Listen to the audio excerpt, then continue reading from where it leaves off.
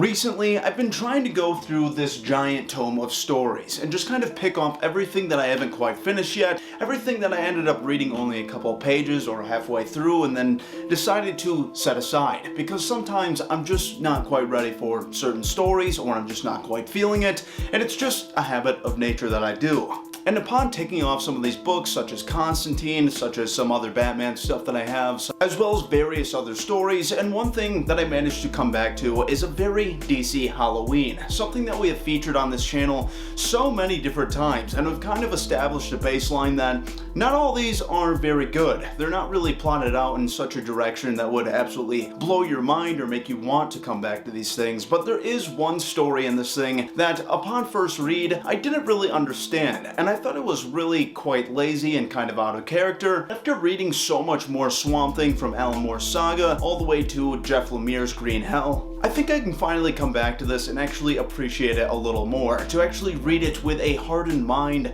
and actually be able to appreciate this harrowing story that it is trying to depict. A story about the green being taken over by the red, and a story about plant life essentially being turned into flesh, blood, and bone, in one of the most metal things that I've ever seen.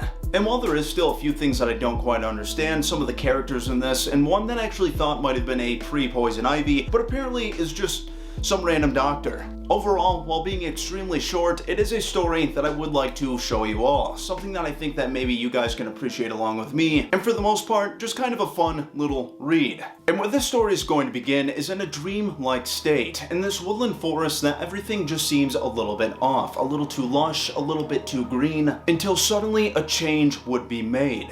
Aaron Wagner, awakening in a verdant forest, confused and lost. The scent of new blooming and fresh rain in the air would indicate early spring. There should be chirping birds and flittering buzzing insects, but there are none. As she gently steps over fragile trilliums, she begins to recognize things: a cool, bubbling stream, an old ash tree that she once climbed with the assistance of her grandfather Dutch, a corpse of rye grass that her dog Venus liked to frolic in, and she greets the sudden appearance of her familiar friend, affectionately stroking the loose skin beneath her chin. She expects to feel warm, coarse hair, a quickened pulse, but there is none. And with this first greeting of her actually meeting her dog Venus, we would see something all too terrible, and something that I think is actually maybe going to bother some of you. Because as we see Aaron petting Venus, she would move down to the scruff of her neck, and when she goes into pet, she would do more of a pulling action, when suddenly this dog's skin, its fur, and its organic body will begin to be turned to plant life, as we'd see bark being pulled out from underneath, root systems and chloroplasty.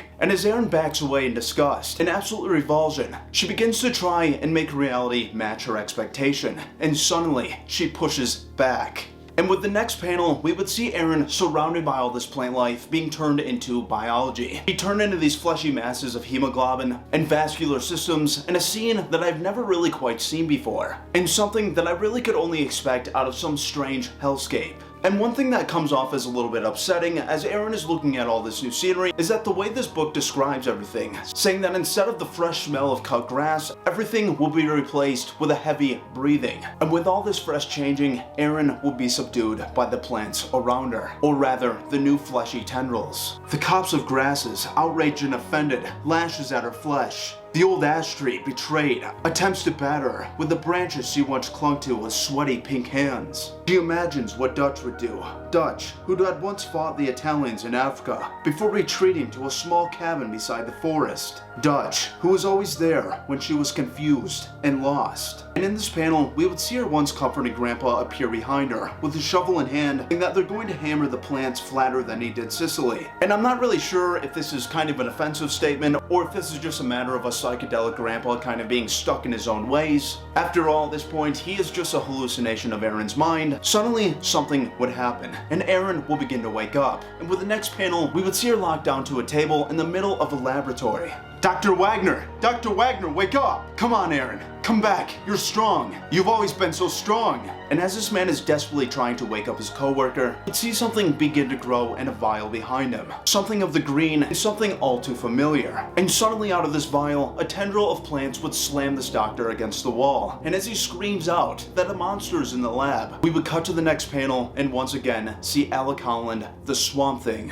And once again, Eren will be sucked back to the green. And once again, we would see Eren completely attacked by all this new fleshy biology. And where there should be chirping birds or flittering insects, there is only rending and tearing and the gnashing of teeth. And a hot and heavy breath coming from everything around her. And one of the most metal scenes that I've ever really seen. Something that could easily be the album artwork of any metal band. As trees will begin to grow eyes and giant gaping mouths. And all the plant life below her would only act as a sort of bear trap. As Eren and Venus tried to squirm their way out of this, we would cut to the next panel. We would see Swamp Thing regrowth into the land that he has come to know and love so much. I rise from a bubbling stream of thick, warm blood into the midst of a war I must end. And as Swamp Thing rises, all the plants around Eren would finally befell themselves. And Eren would only beg to know just exactly where she is. And the Swamp Thing would go on to tell her that she is in the land of the green.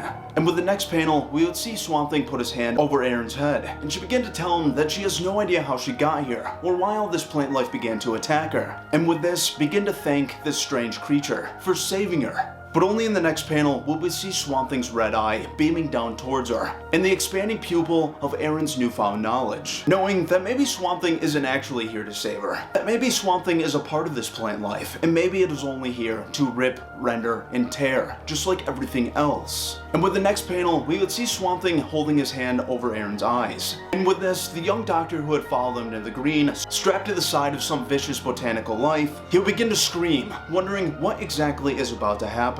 I am converting the natural flora in her body to grow a variety of grasses in her cells. The accelerated maturation of the chemicals in these plants will create a flood of poic acid, a powerful antifungal agent. You are a molecular biologist. You are working on a genetically modified yeast that would have converted human cells to plant fiber, able to sustain only on sunlight alone. Facing lengthy trial periods, you tested your creation upon yourself. It made you sick, and it should have killed you. But you are strong and possessed of great will, and you fought with blood and flesh, with cell and marrow, and with this, survived. Eventually, your body would have created antibodies, and then a mutant virus. And with the next panel, we would see Eren looking up to her grandpa, as well as her dog Venus, as they are completely turned into these tree-like figures, where everything around them is being turned into living and breathing flesh. Everything living already would only do the opposite. And Swamp Thing goes on to explain that this mutation would eventually go on to take over the entire planet. That essentially, the red would finally win over the green.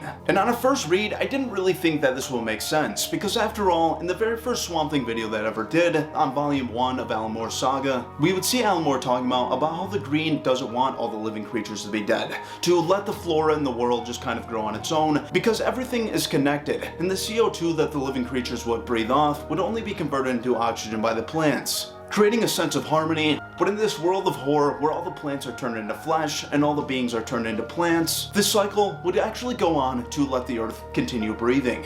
But now with an antigen made out of Eren's body itself, Swamp Thing would finally let her go and leave a message for the young scientist who is trying to wake her up. When she awakens, you will tell her I did for her what nobody did for me. For Alec Holland, you will tell her I was not saving her, I was saving us from her. And this would be the end of this extremely short story, and one that honestly I did enjoy. And whenever I get a chance to actually see the red counteracting with the green, like I said, things that we've really only gotten to see in a few issues of Swamp Thing, such as Green Hell and a few parts in Alan Moore's saga, it's something that always piques my interest. And to actually see all this plant life being changed into more biological forms with blood and bones and sinew, it's honestly a pretty terrifying idea to actually start thinking that the forest could actually breathe hot and heavy. And overall, I hope it's something that you guys kind of enjoyed for yourselves. And if any of you have any other runs of Swamp Thing that you think I should check out other than Alan Moore, because I quite frankly already own those, I'd be very interested to actually hear that. Because Swamp Thing is definitely one of my all-time favorite characters, and somebody who features so many other people. Currently what I'm reading in the Alan Moore saga, Constantine has just come in, and it's been an insanely fun ride to see what's actually going to happen between Alec, between Constantine, and what happens between both of them and Abigail Cable,